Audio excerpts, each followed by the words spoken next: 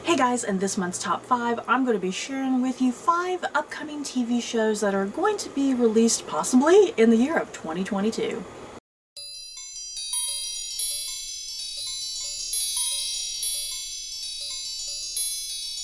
Oh lord, 2021 is barely even over and I'm already sitting here thinking about 2022 and I really don't want to. The time is flying by way too quickly, you guys. But anyway, I love TV. There is nothing more that I love. Maybe aside from books, I do love books to death. But yeah, aside from books, I love television shows. It's just my favorite medium, you know, compared to movies, because I love just spending an extended amount of time in a world with characters, with stories, and sometimes you don't really get that with a movie because it's over and done with within 2 hours sometimes, you know, unless it's a franchise and you get to spend more time in there. But yeah, I just love television series.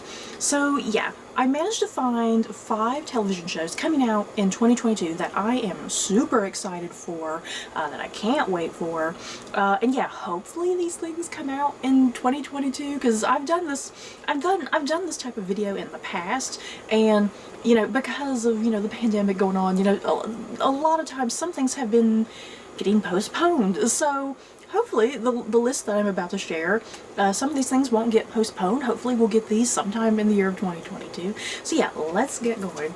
At number 5, 1899.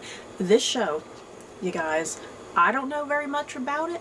IMDb apparently doesn't know very much about it, but the show, it obviously takes place in the year 1899, I'm guessing.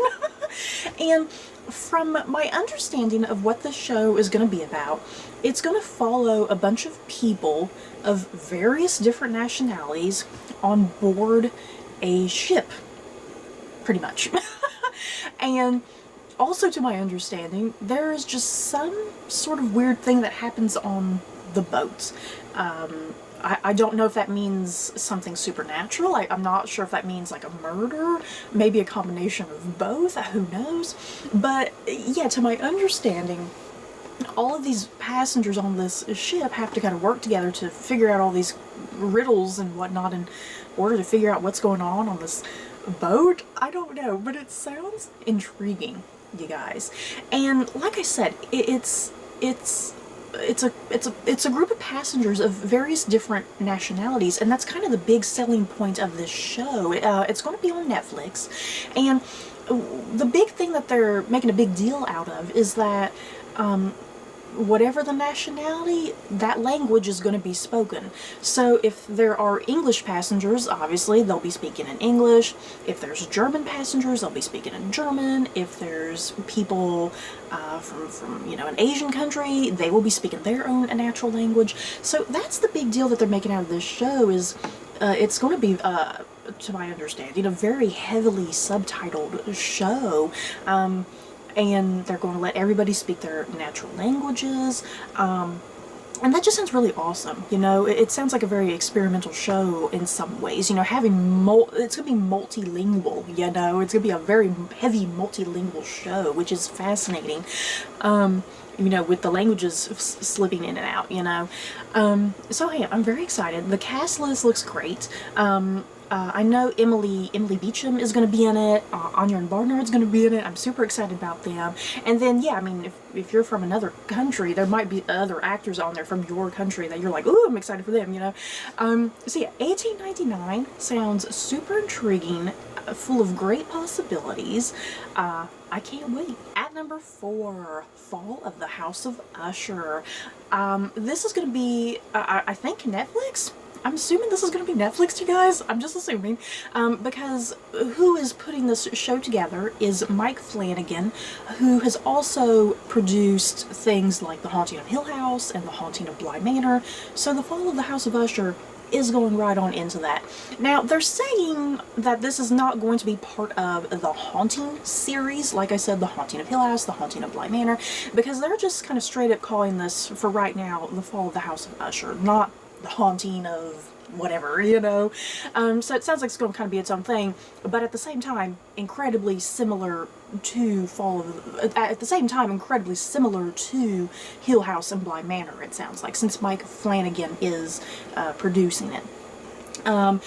Fall of the House of Usher, written by Edgar Allan Poe. I am a diehard Edgar Allan Poe fan. I have always said Fall of the House of Usher is one of my top favorite Poe short stories because it's about siblings in this decrepit, decaying house, and the narrator, who goes unnamed the entire short story, he's a friend of the Ushers. He comes on in and he notices all these weird things going on, and yeah, there's like a crack running down the middle of the house, and yeah, it's called the Fall of the House of Usher. I think you can guess where the ending goes from there. But yeah, right now, this is the end game is for 2022, so hopefully that is still the case, because I have a feeling they want to release this probably around October for the spooky Halloween season and whatnot. And I think something I'm curious about for this adaptation, is it going to be a historical period piece, taking place maybe in the 1800s, early 1900s, who knows where, or is it going to be modernized, very much like how Bly Manor and Hill House were modernized, so I'm very curious. At number 3, Interview with the Vampire. We all know what was that? Was that 1993, you guys? Oh my god, I think it's 1993. Is it that old? Jesus. We all know the early 90s adaptation of Anne Rice's Interview with the Vampire, starring Brad Pitt and Tom Cruise and little Kirsten Dunst, and Antonio Banderas is in there. We all love that movie, don't we? I certainly do. So yeah, when I found out there was going to be a TV show of Interview with the Vampire coming out, AMC, the people who do like The Walking Dead, the channel that does The Walking Dead, they're going to be producing this. I'm pretty excited for Interview with the Vampire. I love the book. I love that original adaptation with Tom Cruise and Brad Pitt. Hopefully this TV adaptation doesn't fall apart. That's kind of what I'm worried about, is that since it is going to be a television show, that it will either really truly enhance the book, or it will do way too much that there won't be anything recognizable from the book in there. That's kind of what I'm worried about. I like a healthy balance of both when it comes to adaptations. I love a healthy balance of, having the familiar stuff in there, but then also some, some new interesting twists and turns in there that you're not expecting, So I'm very curious what Interview with the Vampire is going to do. The cast is also very interesting. Jacob Anderson, who many probably know from Game of Thrones, he played Grey Worm in that. He's going to be playing Louis, which is very interesting. I'm very curious about that.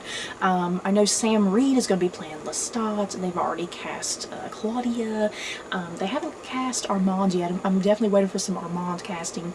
So I'm very curious about this Interview with the Vampire adaptation. It could be hit or miss. You guys, it could very easily be hit or miss. It just kind of depends on what they choose to adapt, what they choose not to, I don't know. I'm very, very curious and kind of worried at the same time. At number 2, Vikings Valhalla. This is going to be pretty much a spin-off of the History Channel show Vikings. I was a huge fan of Vikings. Vikings ran for what? Was it 6 seasons? Something like that. I think Vikings ran for about 5 or 6 seasons. I loved that show. Just so incredibly well put together, and the cast, the writing, the locations. I mean, you really felt like you were back in the Viking period, and yeah, during like early England and whatnot. I loved Vikings. So yeah, when Netflix was like, hey, we're going to do a spin-off of that, it's going to be called Vikings Valhalla, I was like, hell yes, give it to me now. And from my understanding of what Vikings Valhalla is going to be about, it's going to be set 100 years after the events of the original show Vikings.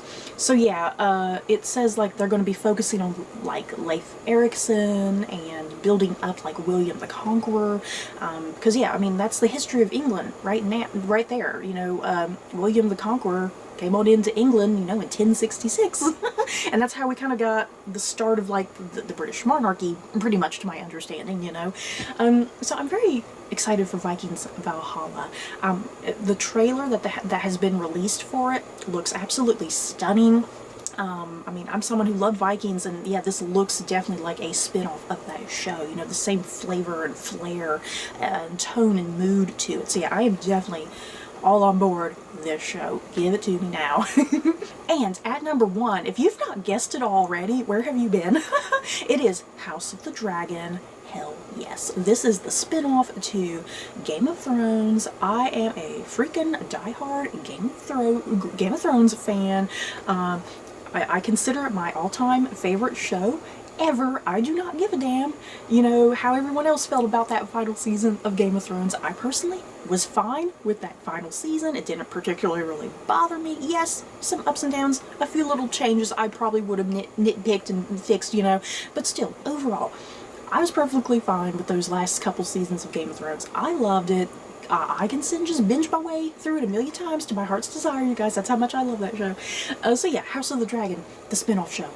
I need it now, you guys. It's most likely gonna come out in maybe April or May, because that's traditionally when, you know, the original Game of Thrones would come out, you know, around April or May. The trailers so far look absolutely amazing and beautiful. And yeah, taking place, I think, a couple hundred years or so before the events of what we get in Game of Thrones. But yeah, still following the Targaryens and that dynasty, and, you know, kind of what's going on there, you know, pre-Daenerys Targaryen, essentially, and kind of building up to that family's rise. I mean, they're already in power, but yeah, I mean, they just continue to rise, you know. But then we all know there's an incredible dip there with that dynasty, because then yeah, Daenerys and her brother are pretty much the last ones. Yeah, it looks amazing so far. The cast looks great. I am all for Matt Smith. I was a little worried about Matt Smith at first, because I was like, how is he going to pull off that long, silver blonde wig, you know?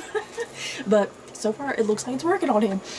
So yeah, House of the Dragon. I need that now in my life, you guys. So you guys, that is it for my favorite upcoming shows for the year of 2022.